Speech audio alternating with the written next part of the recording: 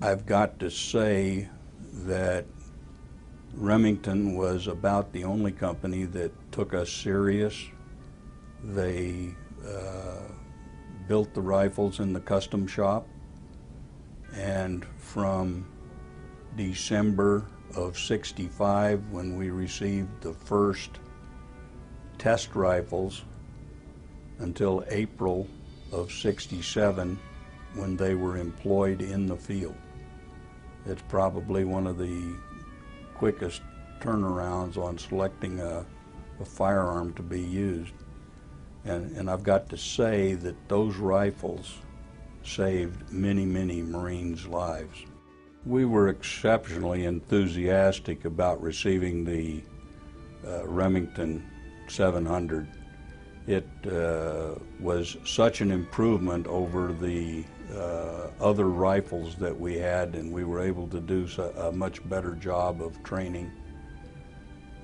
It was truly a godsend. I've crawled through the dirt with it. I've been on dives with it. It becomes a very close friend of yours. It's kind of a special relationship. The thing between a sniper and his rifle. You take care of it above yourself. It's like air. If I can't depend on it at the most critical of moments, then I might as well not have gone on that mission. And it's not your life that's really the one in danger. You're obviously, I'm not a hunter, but a lot of assaults are initiated by a sniper. So there might be a threat outside an area that needs to be reduced before some other guys, good forces, can get in there. And if your gun doesn't take that threat down and those guys are going in, absolutely critical. You gotta have it. It's like air. You beat these guns up. No environment is more trying than a combat environment, whether you're jumping with a rifle and you land on the rifle, or whether it falls down some stairs because your whole unit just got hit by a rocket-propelled grenade and it hit the stairs and you're all falling down the stairs and you're carrying the rifle. Well, guess what? It's going to bounce off some things.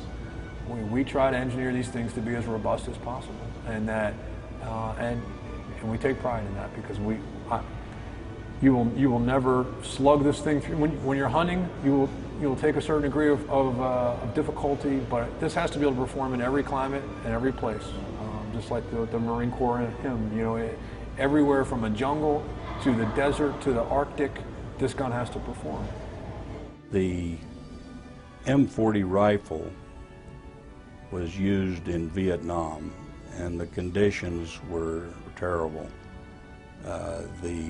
The rain during the monsoon season, I think we went 69 days without seeing the sun. It rained every day, 3 times a day. You never even had a dry t-shirt to wear. Then the rifles functioned flawlessly during that period of time. We had some difficulties with the scope and the humidity, but we had no difficulties at all with the Remington 700.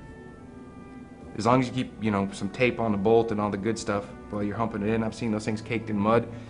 Do a quick wipe off and it'll still shoot. You're stalking, you're dragging it through, hopefully it's inside your bag, but sometimes it happens and it gets just completely caked up and nasty, but it'll shoot. And maybe that's one of the benefits of having that bolt gun. The M40 or the Remington 700, I've seen that thing jumped in, humped in, dropped off the side of a cliff, and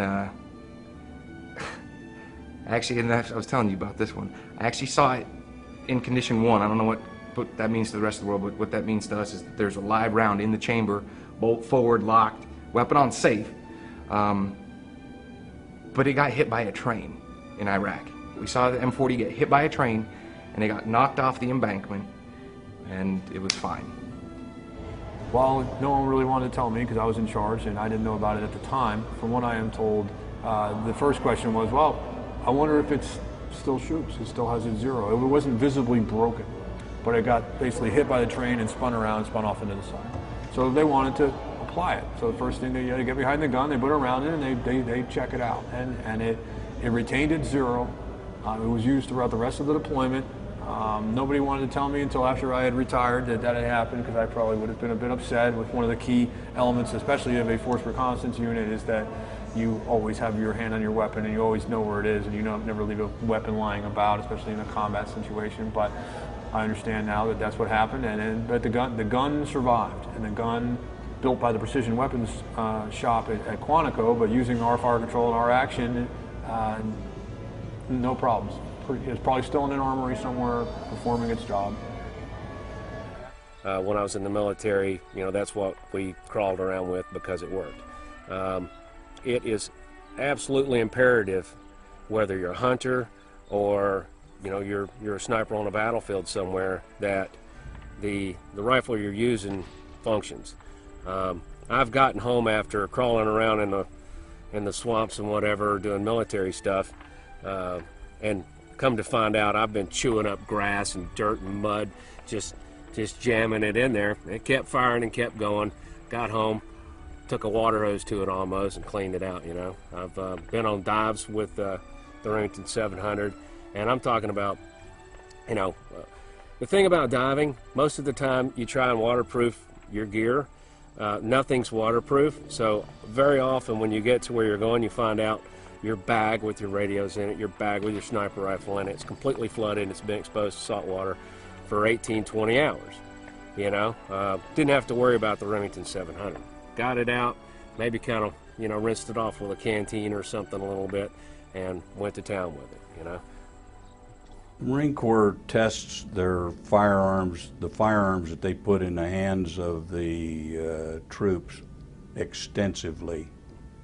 And I can't imagine that they would ever put a firearm in the hands of the troops that there was a possibility of a malfunction of that firearm.